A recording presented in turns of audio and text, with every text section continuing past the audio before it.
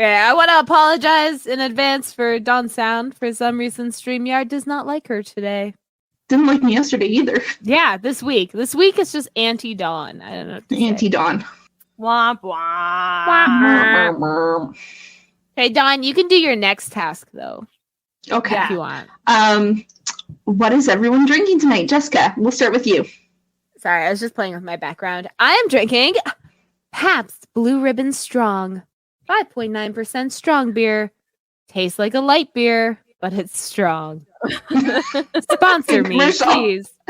It's expensive. Yeah. I'm too poor now. Sonia, what are you drinking tonight? Homemade sangria, and it's way too strong because I've only drunk it this much and my head is spinning. But it's delicious. I found Crangerale, 'tis the season. So that's going to be whatever I'm drinking for the rest of the season, the holiday season, winter, whatever, and whatever alcohol I mix it with. But it's so good.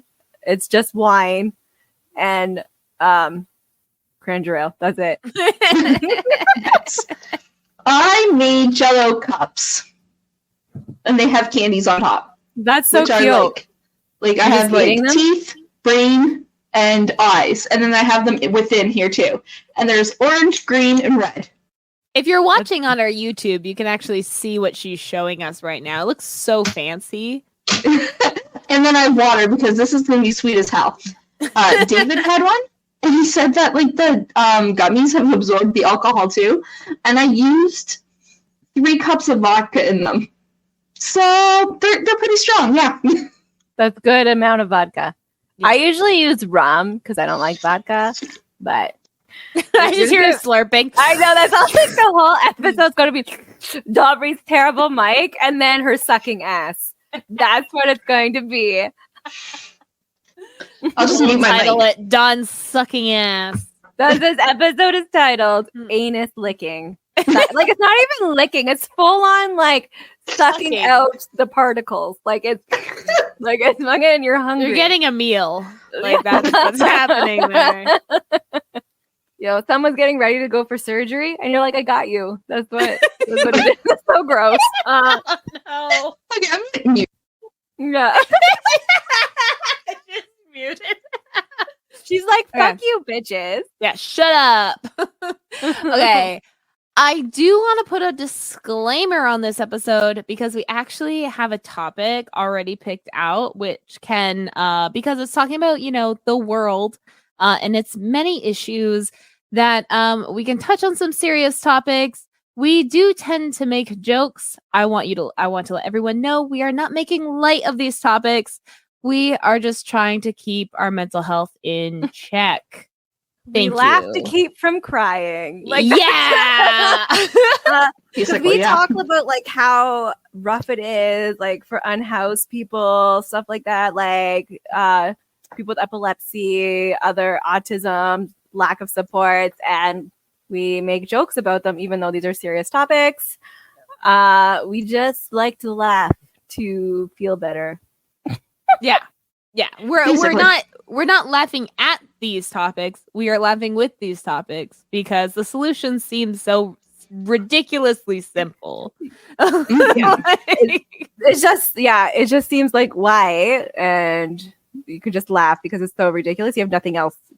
There's no other response except for crying or laughing. The world is beyond satire at this point. So, like, Well, like, every time you watch the news, you have to think, like, is this actually real life? Like, this is actually happening? And it is. It really is. And it's sad. Yeah. Every day is a fucking Black Mirror episode. Right. Yeah, that's what it is. Okay, hold on. Yeah, Sonia, you're going to kick this one off. Yes. Mm-hmm. This was my idea. Just because, we're going to talk about the UN's 2030 agenda, which is pretty much like a world peace kind of thing, breaks it down, which that's pretty much been like UN's goal, I say loosely, since the beginning. So what made me think about this? So I have to, oh my God, I'm so intoxicated. So so it is the goals and targets will stimulate action over the next 15 years in areas of critical importance for humanity and the planet. So the people, the planet, prosperity, peace, partnership. It's a lot of P's, man. You couldn't think of other things? Everyone loves a good alliteration. Yeah. Okay. So, and then what brought this to my attention was somebody near Hamilton. There is a petition that the conservative government, Lewis, yes, is backing. Yes, is backing, and it came up in a homesteading group I'm in. And the person saying, oh, you should sign this petition. She's like, oh, the sovereignty. Think of our sovereignty, our nation's sovereignty. That's why we need to leave the UN, our nation's sovereignty. So in the petition itself, it doesn't really touch base on our sovereignty.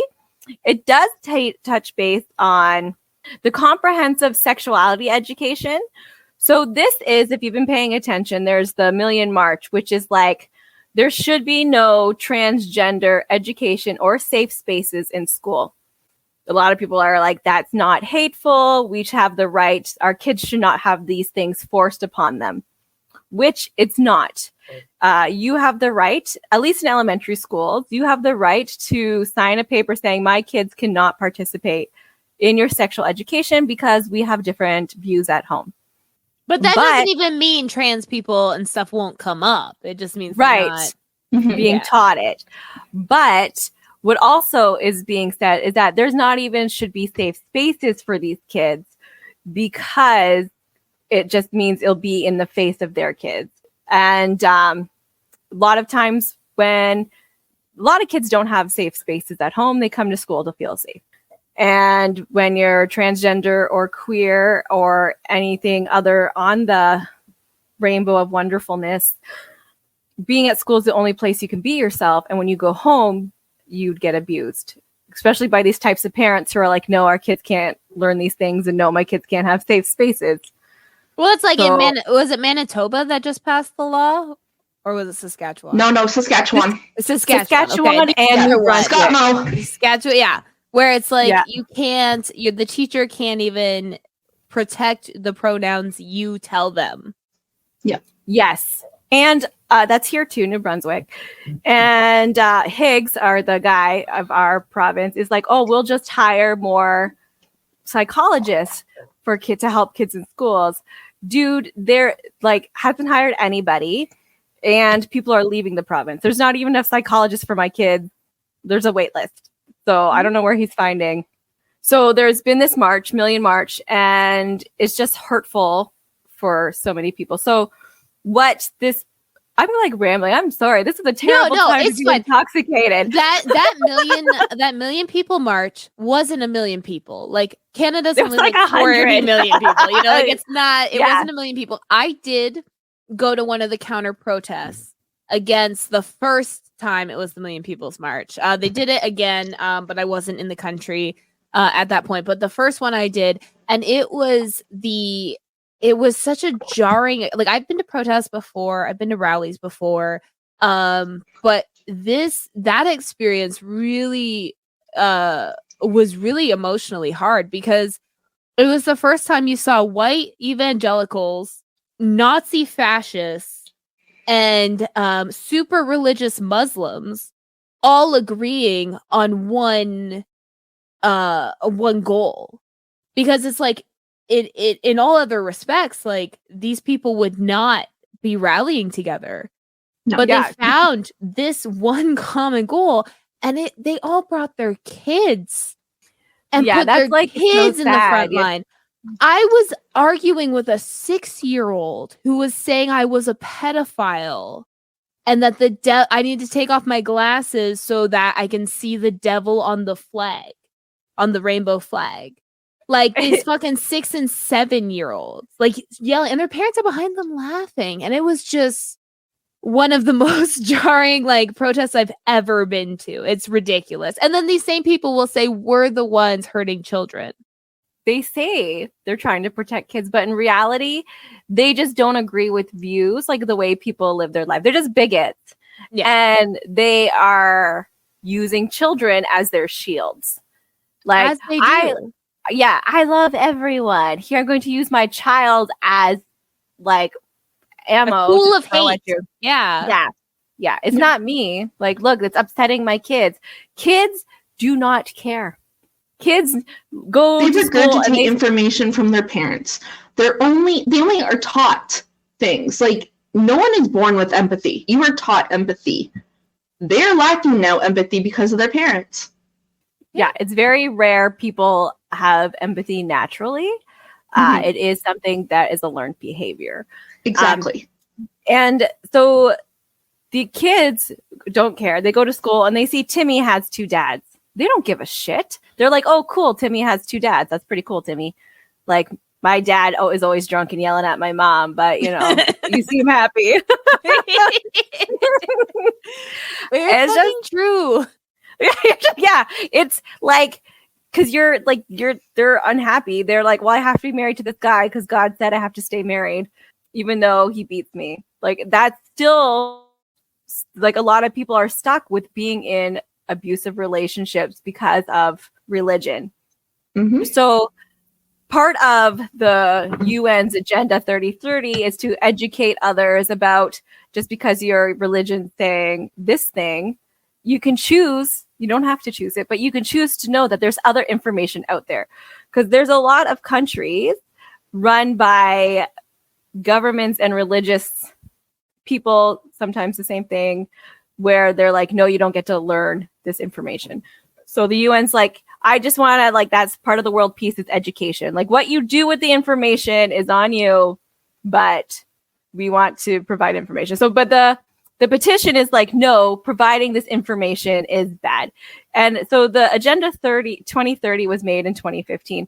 And the only reason the girly is backing this petition is because of the Million March that they're trying to, like, ride the waves of and hopefully get reelected for their seat. Because people who live in the city tend to want rights for everybody. The further away you are around people, you don't see what they're going through. So you're not going to be like, okay, maybe we should have rights for others. So, like, more rural areas. Yeah, I'm like, what is that word? The more rural areas tend to also be the less educated. They also, if they've been there for a long enough timeline, they also tend to be where lead poisoning is the highest. So it's just, these are all coincidences, of course. Of course. The one thing I did notice about her petition was she also talks about healthcare in it and how it's the public and private life. And I'm like, I thought we were publicly funded healthcare, but good to know you threw that private in there. And right? And she explicitly mentions the Bill and Melinda Gates Foundation, which anyone that mentions that, as well as International Planned Parenthood, they're going after the anti-vaxxers and the evangelicals right there. Like, if you're putting those in your petition to be like, see, look what the UN's doing by catering to Bill Gates and his vaccines and catering to abortion, Planned Parenthood. They're trying, those are like dog whistles to pull those kinds of people. They're like, oh, the UN agrees with abortion? No way. Oh, yes. So this has nothing to do, like, that's what I said, like, that brought it up, was the person was like, the sovereignty of our nation. And, like, Canada still has the king. Okay. We have their political party is the head of our political party. Like, they won't, because then we could just, like, they won't be able to be like, those are my puppets, but they still can veto laws. Like, technically that's all things. So we've never been a sovereign nation, but, like, this woman was just regurgitating the same thing over and over and over, when I was like, okay, like, tell me your points, because that's not what the Agenda 2030 is at all. And she's like, no, it's like our sovereign nation. I was like, go read it. Like, here's the link. And then she's like, you don't have to sign this if you don't want to. So there is so many. That's my opinion. That's what it is. That's what my opinion. That's what it is. There's absolutely, she did no research or reading about what's happening. And she's just like, regurgitating this information. And so there is over 43,000 signatures. I just want to point out, we tried to like help epilepsy get some signatures, and like it was so informative. And all we were asking was for like the bare minimum, police people to get first aid training. A free 30-minute module online that they can watch at their leisure. We just wanted to make that mandatory. 30 minutes. They can do it on the clock. Like, they would get paid. No, and they don't have to pay into it either. Like, it's free. Part of their training. It's already made. Yeah. Already made. We're not losing money. They're not losing money. Can't make it. I feel like if we like worded it like Justin Trudeau doesn't want this to happen, then so many people you get all the signatures. Oh my God. Like, can we try? Can we do like a TikTok? Okay, how about we all, okay, you know what? We'll plan this after. But like if we did like a TikTok where it did you know Justin Trudeau doesn't believe in epilepsy? And like see what happens. Like I don't know. Put like a really tiny asterisk saying this is satire and hashtag satire in the post. And then we can't get sued. Yeah, I don't want like epilepsy Southern Ontario to like lose any support they have, but like I'm sure because let's do it after the fundraising live stream on December 2nd from 10 a.m. to 2 a.m. We're on YouTube, Facebook, and Twitch. And then we'll try it. That way they can't be mad at us. We like just did a fundraiser for them. So like the other day I looked at this, none of it had 0 signings, but now they have 10. So like somehow this misinformation made it all the way over there. Those colonizers. It's like the 10 white people and none of them. That's what it is, probably. Fucking white people. Settlers just up there. They're like, oh man. Okay, so New Brunswick actually has 741. So when I first looked at this when it was posted, it only had 300. So then it got posted into like the homesteading group. Every time, I mean, they are like the anti-government, anti-vaccines. So I was like, oh my gosh, when am I ever going to find somebody who believes in science and wants to like take care of the environment and stuff like I do? I did find somebody, but they're not in that group. Preppers and homesteaders are they're notorious for being libertarian, which means they're right-wing anarchists. You know what I mean? Like, so like anarchism tends to be more left-wing. They tend to not think a state can solve their problems, but a community, versus libertarians that think a state can't solve our problems, but I can. Just for me. Just me. I can solve the problems. Yeah, that's the libertarian idea. And I'm part of a prepper group in Canada. And a lot of it is libertarians where they're like, it's the end of the world. What are you gonna do? You know, kind of thing. Science. Like, you bring that up and they're like, they'll use science when it comes to like keeping their food or growing food or doing all this stuff. But when it comes to like science of vaccines or science of whatever, no, it's the government's lying to you. And it's like, yes, they are, but not about this. Yeah, that's what I mean. Like, fuck it. Like, I think I blame the government because they've kind of ruined it. They've like gone back on their words so many times and lied so many times that like when they are speaking the truth, people who are like, well, they lied to me once, they're never going to speak the truth again. Like those people hold grudges. Okay, they clearly have autism. There's a lot of people with autism. You do them wrong once, they will never forgive you. Yeah. Okay. Oh, yeah. It depends on what it is, though. Okay, like Justin Trudeau. I'm talking to you. Okay, I'm talking to you. GT, Bibi, Mono. These two ladies know I've always been anti-JT. I've been JT's a better option than whatever conservative comes up, but I've always been anti-JT. And hey, I thought you ran on voter reform. I thought that's the big, like right at the beginning, right? I thought that was the thing.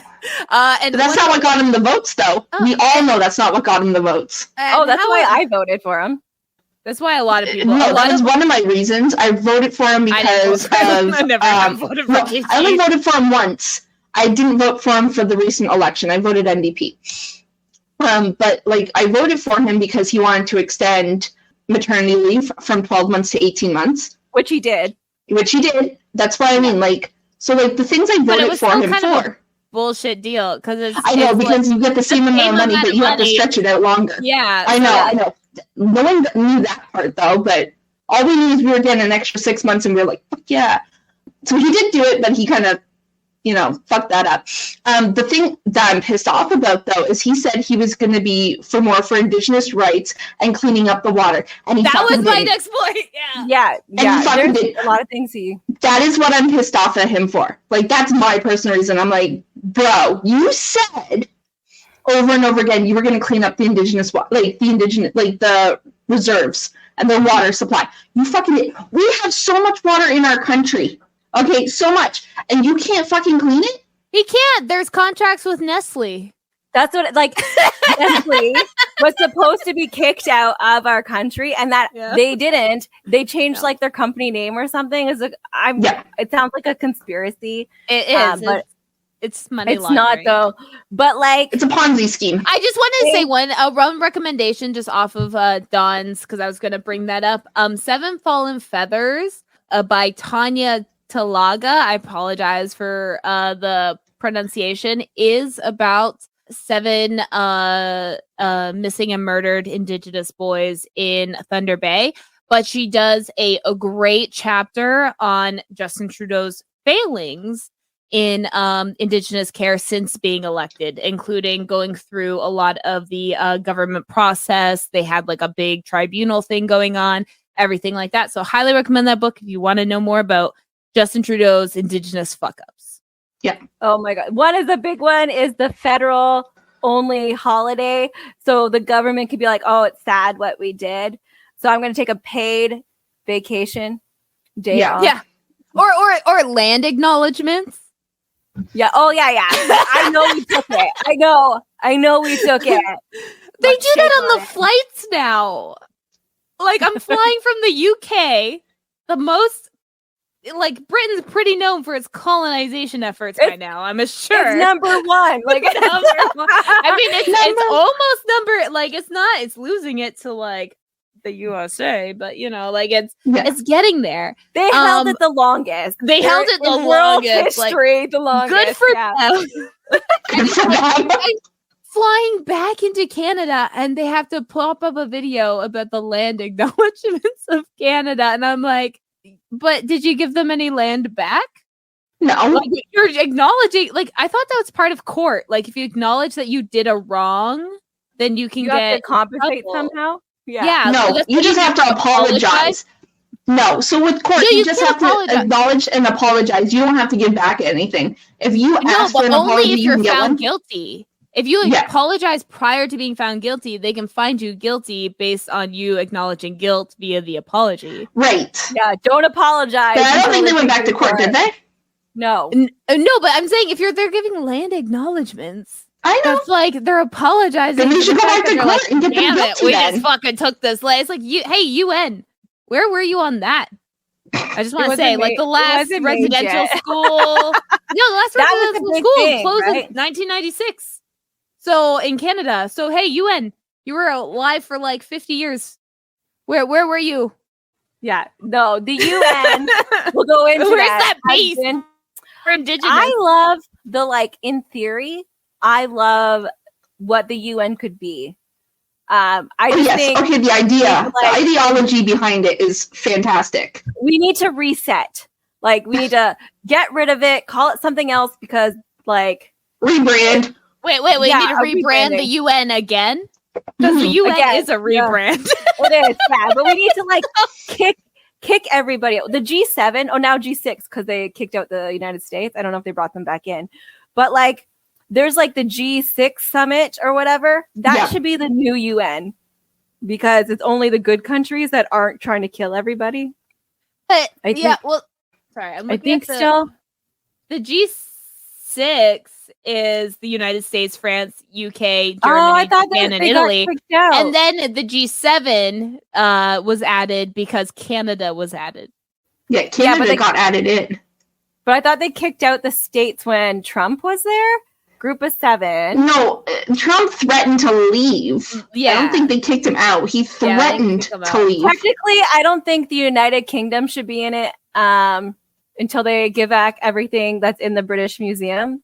Like, I think You mean the that should royal just- family should give up their shit? Like, that's really gonna happen. yeah, I think it should be the bare minimum. So go back to G6. But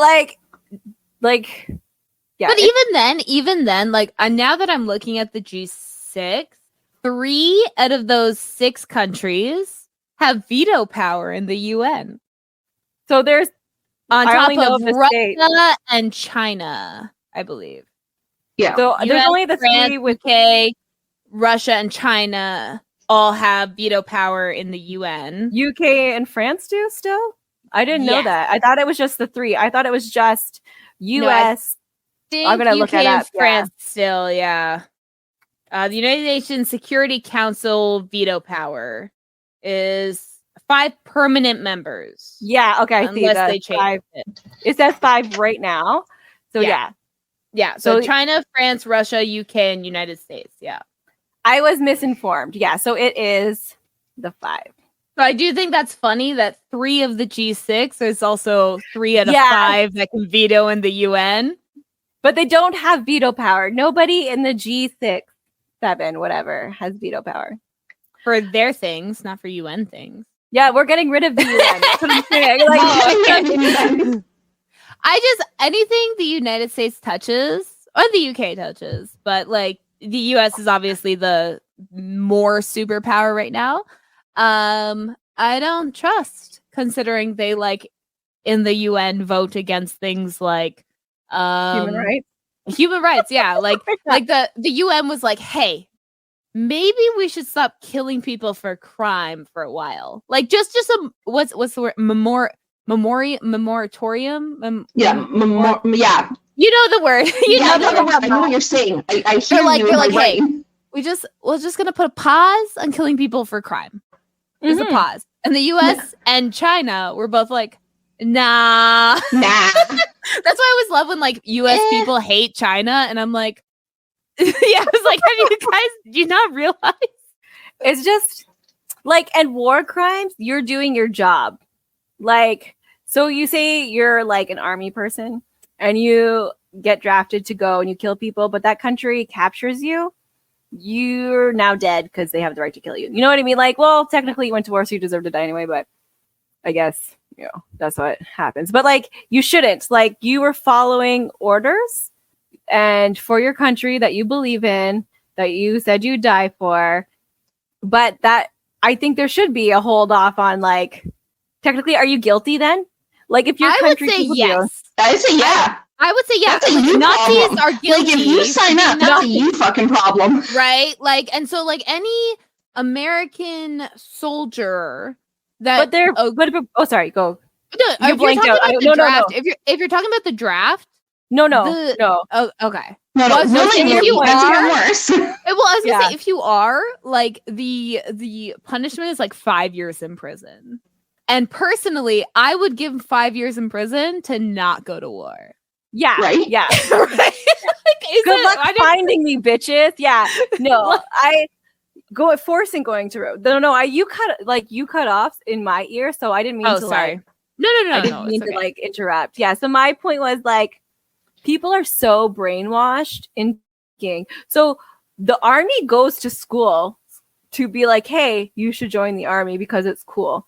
And so just like religion, sorry guys, it's taught at such a young age as like it's manipulative. You know, they're not taught that there's other things, right? Mhm. The best thing you can do for your country is go to war. To serve. And then there's also child soldiers.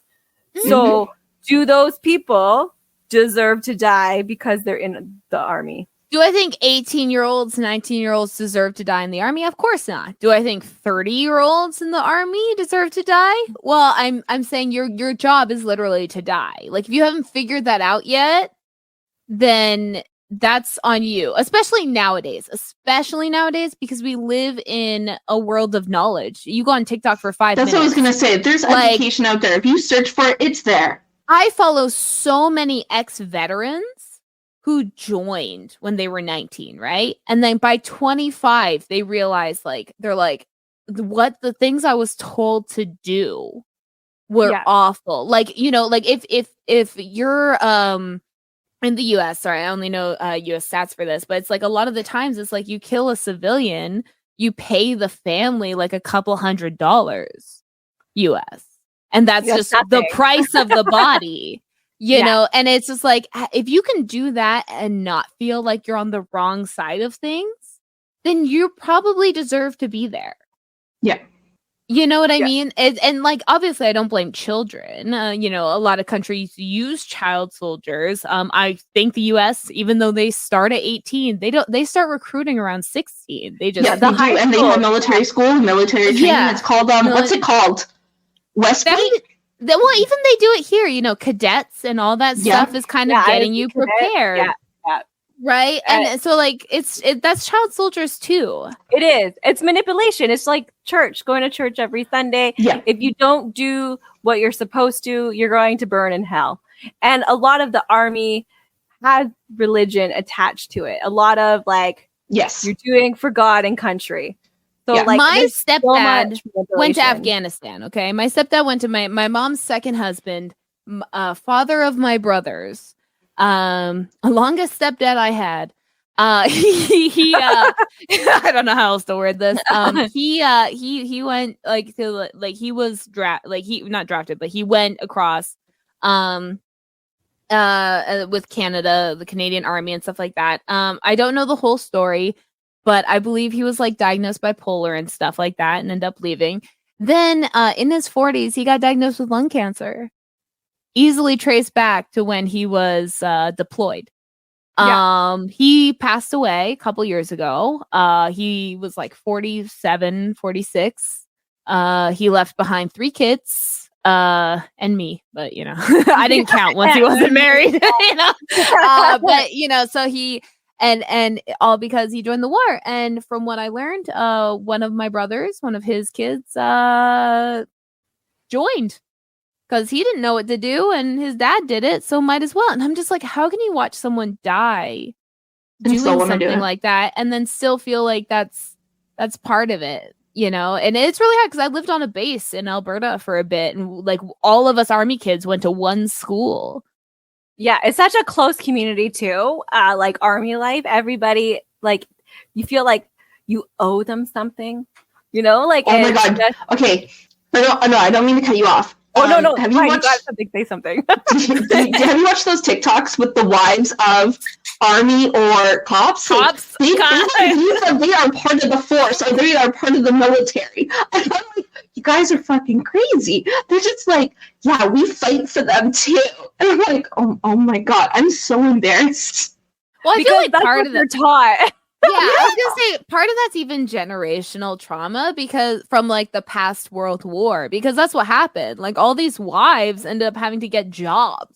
Yeah. Ended up having like for the first time in like women's history, women had to work and run the country because we weren't allowed. Yeah, we weren't allowed because all these men went off to war, you know, and like that's I mean that was like the downfall of history, right? Because all these men ended up coming back, and then women were like, but I kind of liked having my own money. Gosh, I like being my own person. I didn't like being property. Like having a bed to myself, you know. Like I like the less of the laundry I had to do.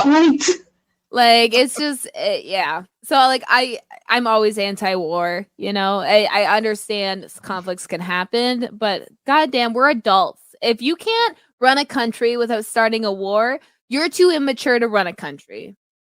It's always men. It's always men. Did you see that that one woman that's getting interviewed by like the Daily Show or whatever, and he's like, can a woman run a country? And she's like, no, because when she goes on her period, she'll start a world war like that. And the guy's like, but haven't all wars been started by men? And then she's just like, yeah, that's true. like women are our worst enemies, but like they're again, it's learned information from men. They just are like, no, women can't do these things, but women have been doing these things.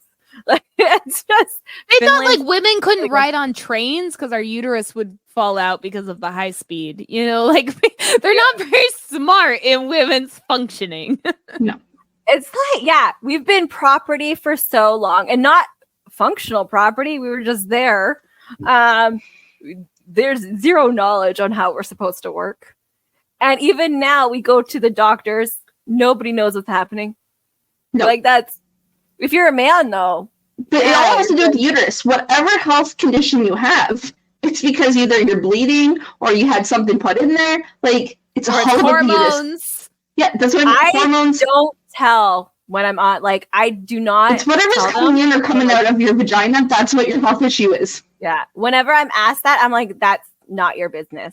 Always. And they're like, oh, we need to know. I'm like, no, you don't. Like, would you ask a man this question? No. Like, unless I think I'm pregnant or I'm getting an x-ray, that's the only time you should be asking when was my last period. Yes. No time before. And I highly recommend everyone take that advice, especially in the U.S. where Roe v. Wade was overturned. Your doctors can be subpoenaed for your health information. So please don't give them information about when your last period was. And in Canada, well, as we see from this petition, they are very anti-Planned Parenthood, which I don't even think there's is there Planned Parenthood in Canada? No, we just like, get it for free. Why? Like that's what I was like, mine was done at like a secret ward in a hospital. Like, what are you talking There's about? doctors' offices. Like, you can just go to a clinics. doctor. There's women clinics. Like, yeah. So it's like, I just, like, yeah. So it just. We still are behind in uterus health because you can't, like, I have PCOS and I have issues all the time, and I'm almost 40, and about like 6 years ago I stopped asking. Like, I've just lived with it now. Like, that's my life, because they say no, you might want more kids. Are you fucking kidding me? My kids are broken. I am not reproducing. I'm broken. I shouldn't have reproduced to begin with. Like, it's when Chris got his vasectomy, like, I went to the appointment and I talked to the doctor just so that I could feel powerful. But I know the doctor didn't need me there. No. Chris gave that to me, though. He let me have that. He was like, yeah. And I was like, is there anywhere nearby? He really wants this specific clinic, do you think? You know, I'm just like, let me feel like I'm controlling your testicles, please. Yeah, they're nothing. Yeah, Kyle was able just to, like, make an appointment. 0 questions. He just said, I'm 26 and I'm done having kids. That was it. I do want to talk about the agenda a little bit, because my favorite part about the UN is how it measures things. Okay. That's my favorite part. It's my favorite part. So we already talked about those that have veto power. US, UK, France, Russia, and China. Okay, so let's think about the economy of all those. Now let's think about how the UN measures extreme poverty. Do you know? So they want to eradicate extreme poverty by 2030. What do you think is the amount they measure as extreme poverty? 30,000. Lower. 15. Lower. Oh my God. $1.25 a day. So that's not actual countries on, like, side or anything like that. That's that's their current. They written in their goal to end poverty in all its forms everywhere. By 2030, they want to eradicate extreme poverty for all people everywhere, currently measured as people living on less than $1.25 a day. Now, I think that $1.25 might be by U.S. standards. Like, it's a U.S. $1.25, maybe. And poverty in all its forms, which technically you can't do under capitalism, because capitalism requires a working class that is poor. Yeah. Like, that's kind of doesn't make sense. It it's like, and then if you can talk about social democracies, which always end up turning into capitalism. That's what's happening in Canada right now. That's what's happening in the UK right now. You know, the public healthcare, public housing is starting to get overrode by the private sector as the private sector gets richer. which always Uh-huh. happens in social democracies that believe in capitalism. So Mhm. Yeah. That like all of the 16 goals are hindered by capitalism.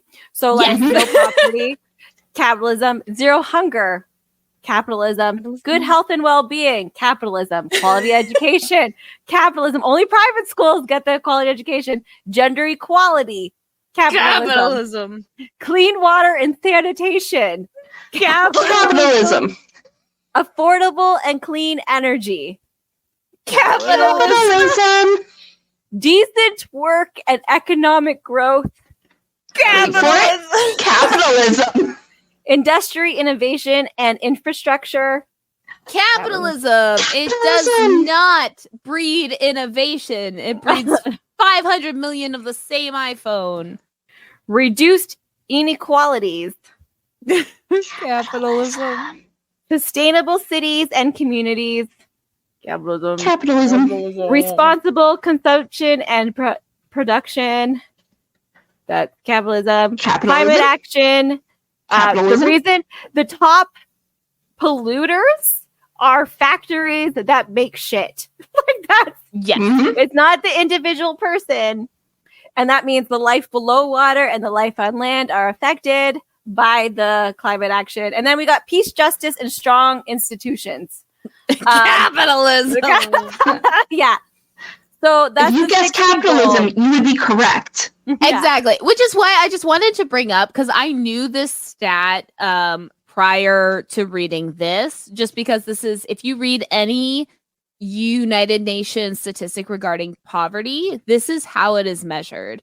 So like a lot of pro-US people, pro-capitalism people actually will be like, oh, capitalism helped eradicate world poverty, because you'll look at world poverty levels when most of the time, if you get rid of China's contribution to that, it actually goes down. Like poverty is worse than before.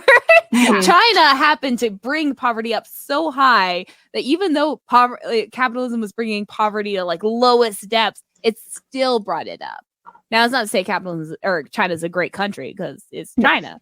But it's to say that you can't, like when you're comparing like a lot of these countries together that have the same veto powers in the UN, you find that, you know, some things, if they're very free market, doesn't really work out well for them. But I just wanted to point out that, yeah, by 2030, they want to eradicate extreme poverty for all people everywhere, currently measured as people living on less than $1.25 a day.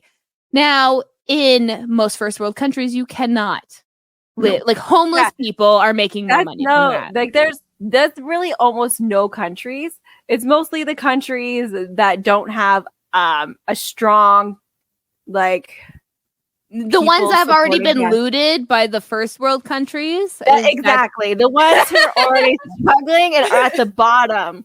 Have already been dealing with all the coups by the gas companies paid by the US. Yeah.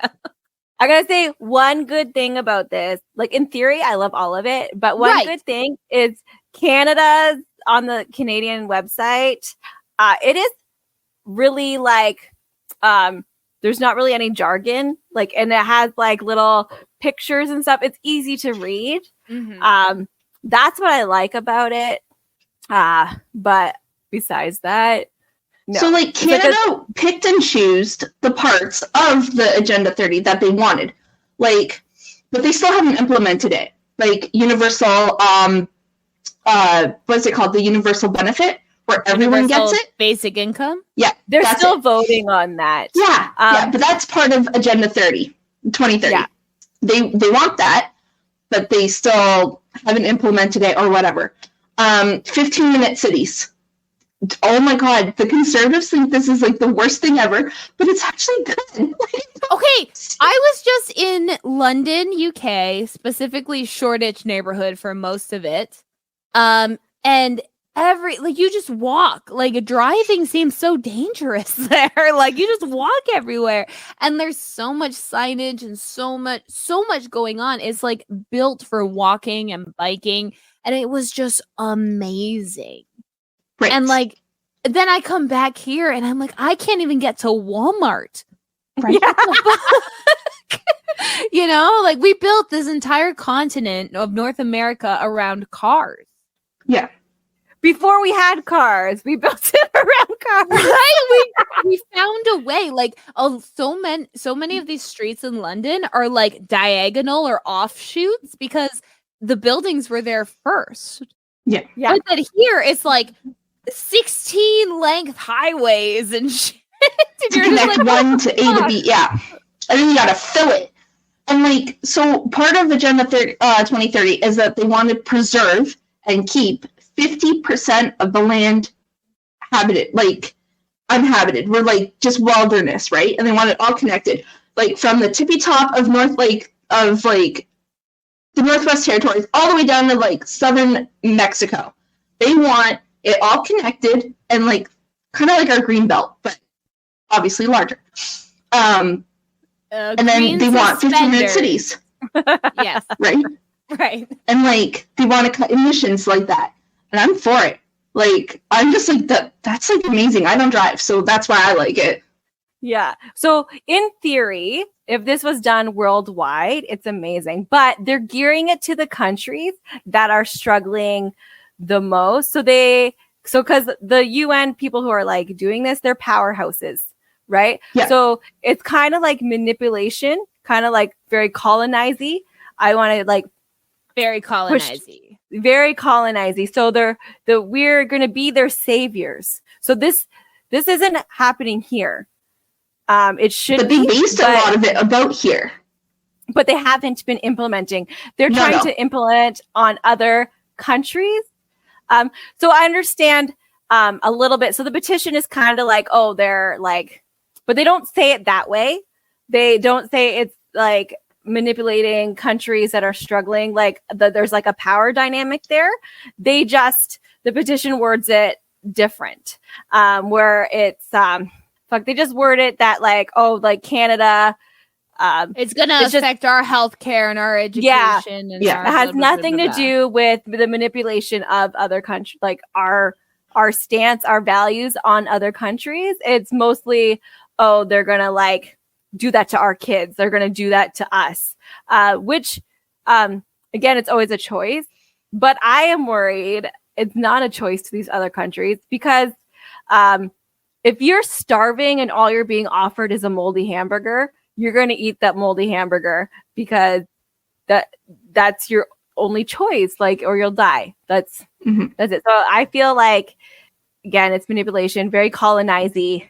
Especially because it's countries like the US where like they just had another mass shooting in Maine. Yes, but they have a mass shooting nearly every day over here. Yeah, nearly every day they have a shooting, like a mass shooting. It doesn't always make the news. They have people starving to death. They have people that can't afford housing. They have people that can't get health care. They have children starving to death. They have so one of the highest rates of infant mortality and maternal mortality rates, especially in women of color, out of all of the top countries. They have some of the lowest literacy rates, et cetera, and that's the U.S. And I would argue that the U.S. is a third world country.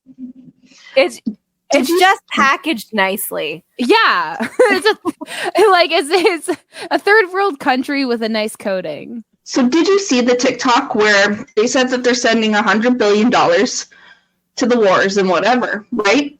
And someone did the math of what $100 billion could do for the United States. It would solve education. Everyone would have post-secondary education. It would solve so much of the hunger in the United States, and it would solve so much of the healthcare problems.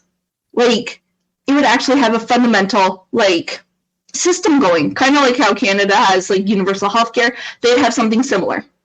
Ours is doing so good. Yeah, ours is being privatized, and for those listening, make sure to tune in to the Tipsy All the Way second annual 16-hour live stream fundraiser on December 2nd, where we'll be raising money for various resources, including a healthcare agent, like a healthcare thing for epilepsy.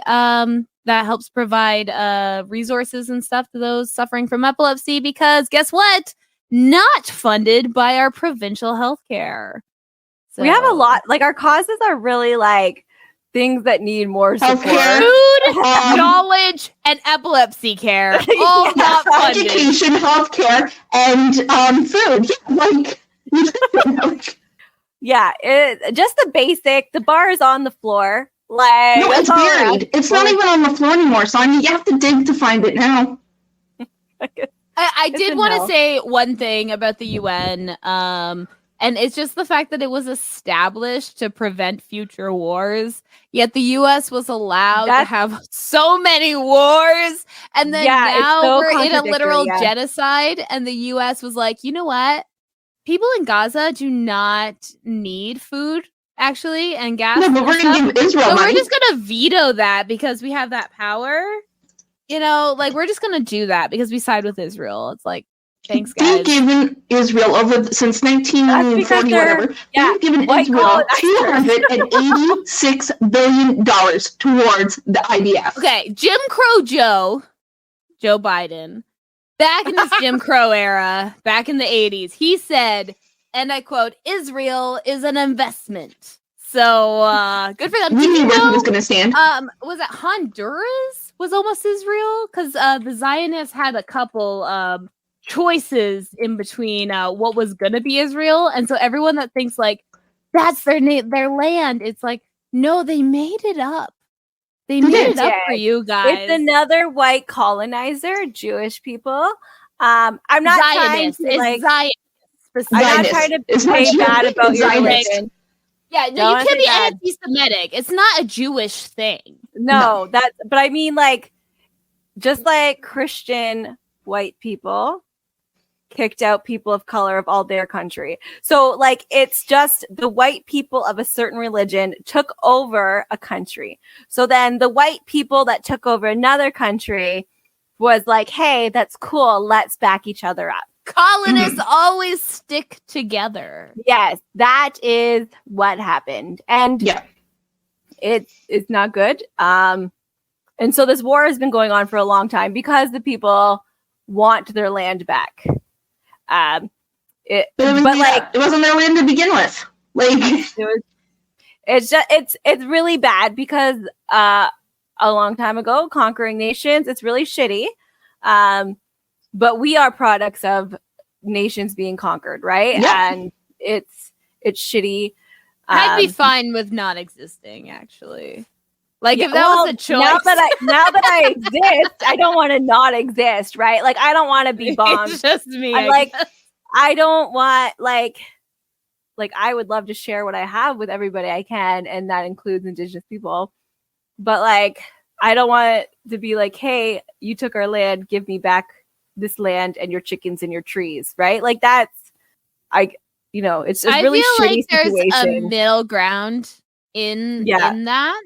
Yeah. What Israel is doing is not a middle ground. There's no middle ground. No justice, no peace. There is no middle ground in this. This is a genocide. This is it's got to the point now where they're just trying to wipe out an entire country. Which they've been trying. It's hard to kill a lot of people. Like, even when the US did its massive genocidal bombings, it still would only kill like 250,000 people total. Like, it's really hard to kill a lot of these people, like these large amounts of people. People, you know, like it takes a long time. But unfortunately, it seems that they might be succeeding. Like, it's been taking really 75 years. Yes. They've been this slow process, but they're getting there, you know. I just do want to say, just because it happened this morning, we are now out of contact with everyone in Gaza. They have no phone. There's no internet. So I do. I assume I'm speaking for all of us that we are free Palestine. So I just want to put that stance out there because I know there is a lot of people with way bigger audiences than us that aren't making a stance.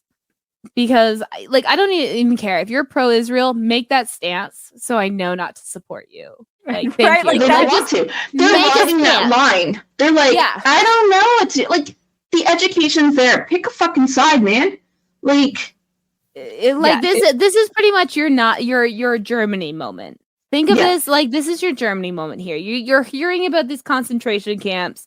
You're hearing about what they did to all these people, and you have to make a choice. What choice are you making? And remember, if you cut a centrist, a Nazi bleeds, because that's what you are if you don't take a stance. Sorry. Yeah, if you're like opinionated luscious, yeah. So like if you're not speaking out against genocide and Nazis, like you're for them. Like that's pretty much how it is. This isn't if like you're not against it, you're for it.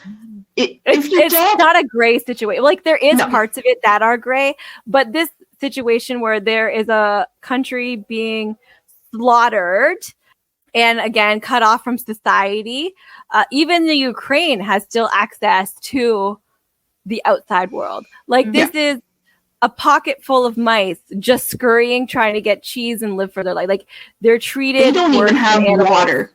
They don't have. If you control their water and electricity, maybe it's not a fair war. Exactly.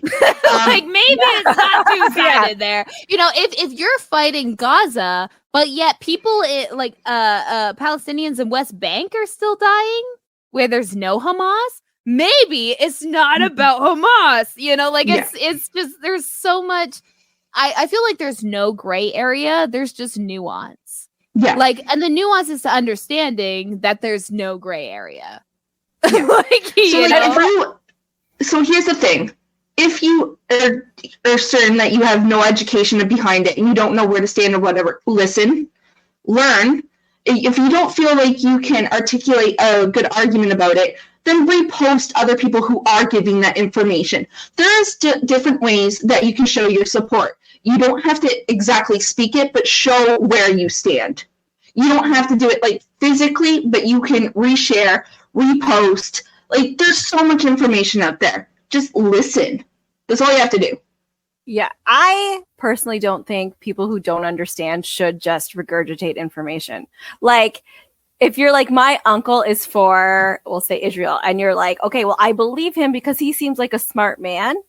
Like, you have to listen to both sides and figure out where you stand. And then listen to Palestinians too. Yes, but a lot of people, so it sounds like an easy concept for people sometimes to just absorb information and able to like understand it. But for a lot of people, understanding information is not actually that easy. That's why we have leaders and stuff. I don't know, they're fucking idiots too. But the reason we have like leaders and stuff, because we've always been a people, like humans, they need somebody to look up to. A lot of humans cannot get their own information. A lot of humans can't understand their own information. Because like, so if you think about the population and you think about how dumb people are, they're actually not dumber than that. I always say that. Think of the average, like the average smarts of a person. Remember, 50% are dumber than that. Part of that can be combated by education. Part of that used to be better. Education actually used to be better, more up to speed where we are getting lower education. Like our IQs are getting lower. So the average is actually lower than it used to be. Exactly. So, say like, so 140 is a genius. Before that used to be like rare and like there was an average. 100 was supposed to be the average. It was like, and then it went everywhere. So the average is lowering. So you still hear 140 and stuff like that because it doesn't actually go higher than that. But like the 100 now is more like 80. Like before it was like 80. Mm-hmm. So like our average intelligence is lowering. Like in an age where information is so in your face, like you should be getting smarter, but people don't have the ability to like kind of like box information on where it's supposed to go. So like, yeah, it's great to support people by sharing information. But at the same time, a lot of people, that's my opinion. Everyone's allowed their own opinion. A lot of people don't understand information. So I don't think you should just be sharing your stance because somebody, Uncle Bob, shared his stance.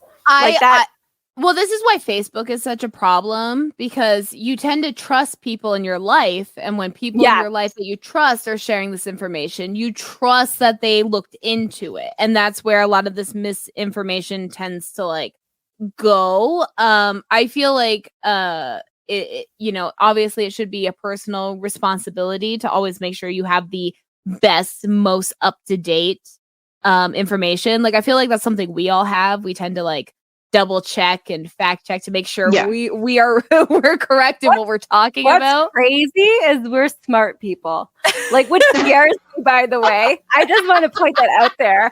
Like, whenever I like am talking to people, this sounds so condescending, but I do realize that I am able to process information more effectively than a lot of other people, and I always thought I was really dumb. Growing up, I just thought I was dumb. But then Kyle is a fucking genius. Anybody who knows that, he's actually like one of those super stupid smart people. And he's like, we can keep a conversation. You're not, like, you're actually one of the smart people. I was like, no. That's impossible. I cannot be a smart person. Like, that's not. But then I look into it. I'm like, you know what? The way I process information, I do catch on quick. I do research. I like statistics, all these other things. And I'm like, okay, maybe, sure, I can't add very fast, but there's different types of smarts. But people, I'm just like, I can't fathom how smart I am compared to a lot of my peers. Because I can retain a lot of information. I can learn a lot of things. Mm-hmm. I can grasp things. And a lot of people can't. It's true. It's a lot of people do rely on their like close like relatives and friends for their information. That's true. That's human nature.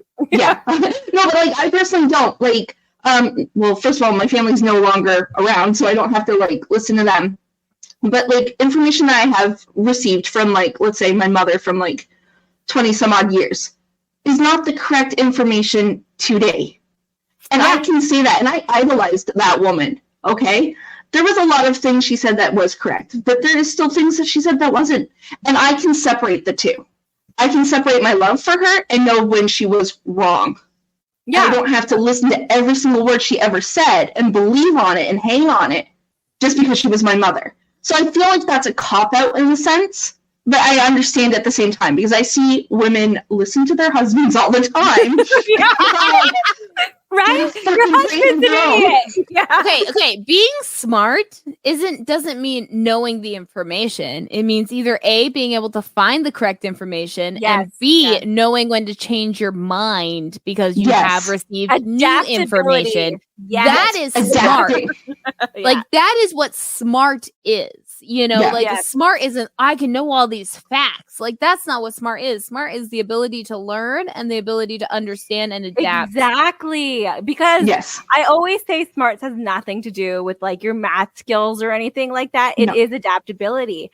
And like doctors are just people who have failed upwards. I have had to explain. It's because they learn something they don't have to adapt anymore. It's whatever they learn and they stick to it. And that's bullshit. So I go to the hospital. I have like, again, we talk about that I'm fucking broken. And they will take my oxygen on a little thingamajiggy. You know, you get your little thing. They're like, your oxygen's fantastic. I'm like, I can't breathe.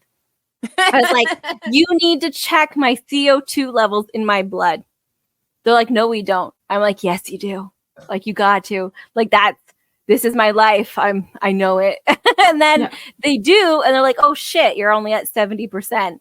You know, like, so it's, then they're like, okay, let's see what's going on. And then it's always something with my lungs because secondhand smoke.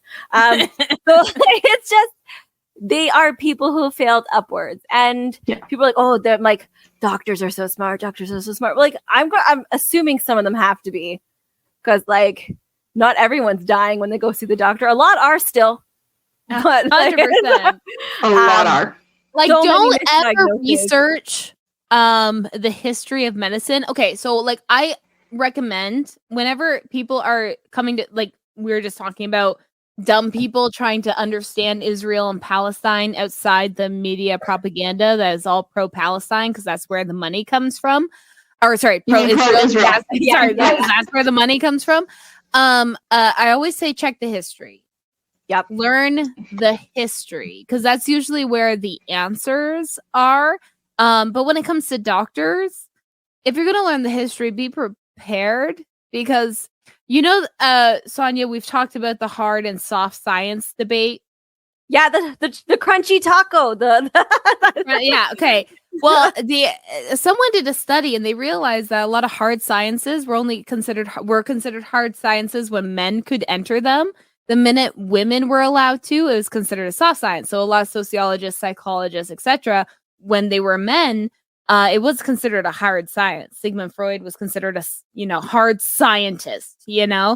And then women joined and they're like, oh, this is a soft science now. That's one reason economics is considered like a hard science, even though it's considered a social science. That's because our brains are like the way our brains work. I love that. Yeah. So it's so funny. I'm sorry, I interrupt you because it's making no, go. Because the way our brains work, women more understand and intelligent wise can grasp the soft sciences better than men, and men can grasp the hard sciences better. I think that's a myth. That's completely a myth.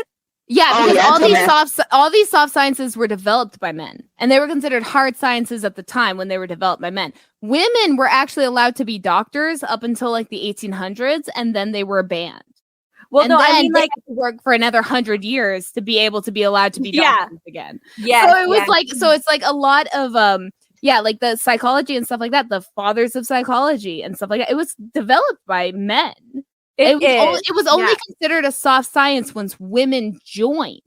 So the soft science debate is only because women joined, because economics is actually very entwined with sociology. It's very math.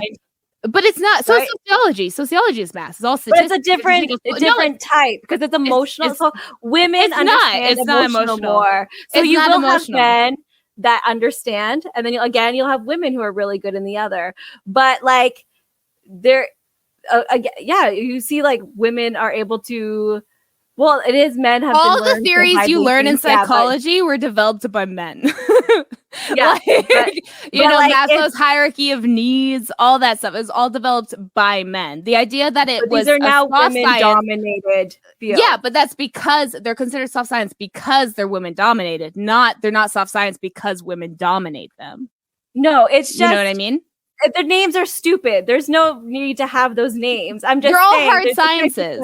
They all developed it the same way. Like that. Yeah. My whole point was just I think we're not going to agree on that. I think you're just like I think it's the words is like you're stuck on that. Like I said, I don't think we're going to agree on that. We're just going to. Well, I was just saying, like the science is the same as economics. It literally is the same. Like the free market idea is a myth. It's a theory that doesn't exist in practice. That's developed via, so if you take macroeconomics, it's developed via the same statistics as sociology. So it's the same, but it's only considered a hard science because men do it more. If more women become economics, it's going to become a social science. Well, it already is a social science. It's going to become a soft science in the social science. It's the same with anthropology. It's considered a soft science now only because more women are doing it. But when more men were searching dinosaurs, it was a hard science. Yes. So like that, soft sciences are less touchy, except for astronomy is considered like it's all female to male. There shouldn't be the name. It's all science. It is. The soft hard science is a patriarchy concept. Yes. Yeah, that's all it is. Science, like social working. Tons of men do great jobs at social working, but women are just better. It's just like there's different types. Like, but then you can go into social working and how they worked a lot with cops and how they were colonizers. So it's really just how you look at it, right? Yeah. So this is just something we're like going to go in circles. Yeah. There's two different types of the science going on, but they do intertwine. They weave together. Yeah, I think it's just all very niche because like a lot of sociological and psychological studies were, hard. The Stanford prison experiment, like those were considered hard science experiments, right? Yeah. But that's because they were done by men. So it's like, I think that was a very emotional study, but because it's done by men, they're like, it's real statistics. Well, men and fight each other over pretend and then act like it's science. It's just funny that they were just ridiculous. Like, you don't have to be like that.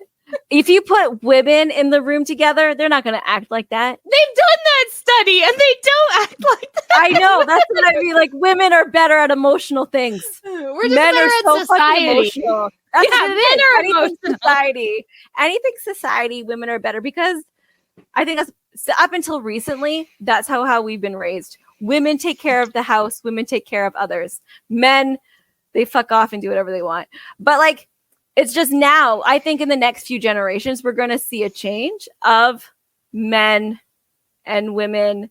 Like, men will get to be more emotional. Men can be the soft sciences. Men can think before they act. You know, like, I think, like, you know, That's hopefully. high hopes, man. That's high hopes. I don't know. We know. got to fight climate change first, or else That's we're not even right. going to get a chance.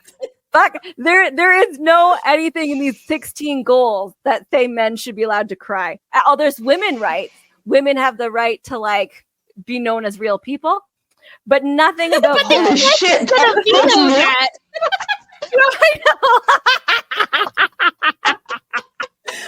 Like, no, not allowed. Well, yeah, it's always been women equality, never like men emotional equality. It's always like men still get to be assholes. That's the only thing. I like I understand the whole like men had to be like tough, have that persona type thing, but there was also like a lot of like gay or feminized men in media for decades, for like the last, since Shakespeare, you know. We don't hear about it. That's what the issue is that like they've always been hidden. The Shakespeare wasn't hidden. like the boys had to learn play about men, him. or Yeah. like they had to play all the female roles. But you learn about them in school, and it's never anything about those like like the concept of actual Queen. You never heard of Queen? I've never. It's never. They never focus on that. It's always been like he's a great writer, and like always focuses on like the gender. Sure, men. It was always done by men. Men are great. Men. It's never been like men get to be women, or men get to be gay, men get to be emotional. It's always been like, see, we are taking over the world. Like, it's like, even though you learn about Shakespeare and the fact that he always did. Yeah, but I'm saying like bands like now, like Queen, what's the other guy from Labyrinth? Bowie, even Nirvana. Kurt Cobain used to wear dresses all the time. but you have to be a rock star. You can't just be some average guy. No. That's what I was gonna say. I was like, Yeah. they had prominent figures. It just never translated, which again is why like the male suicide rate is so high. Yeah. And now we're entering the Great Divorce. That's a period of time where right now we're having the highest rates of divorce in North America, and non-marriages. People aren't getting married anymore. Yeah. They're not Not having children. Yeah. Like, the It's really great fuck male loneliness because they can't just buy us anymore. Like they're trying. They're going to other countries. They're trying, but They had to I wonder bring if in the the UN prevent should divorce put now, something too. in about that, about passport bros. I don't know why that's not in there. Maybe it's under gender equality. I don't know. It's not there. We're like, no passport bros.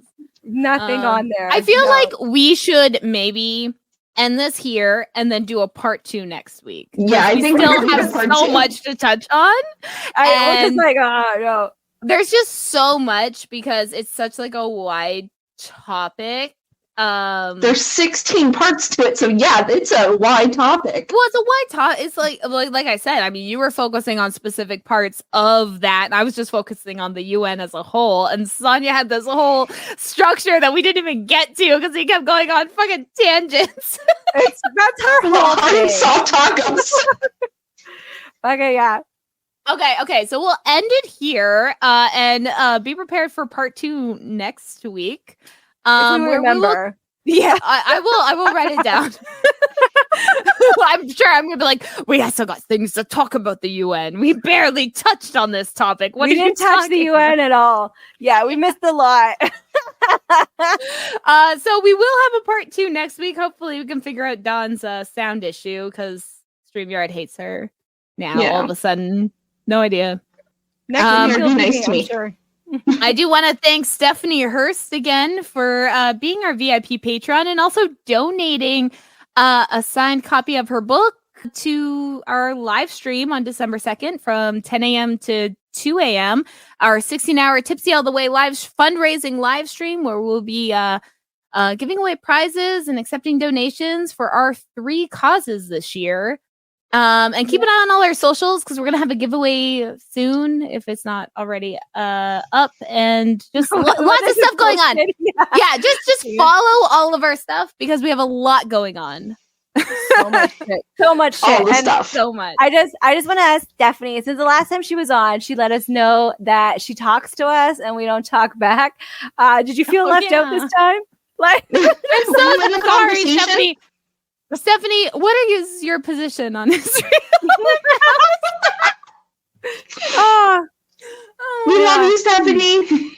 Love you. Anyways, everyone have a good night. Good night, guys.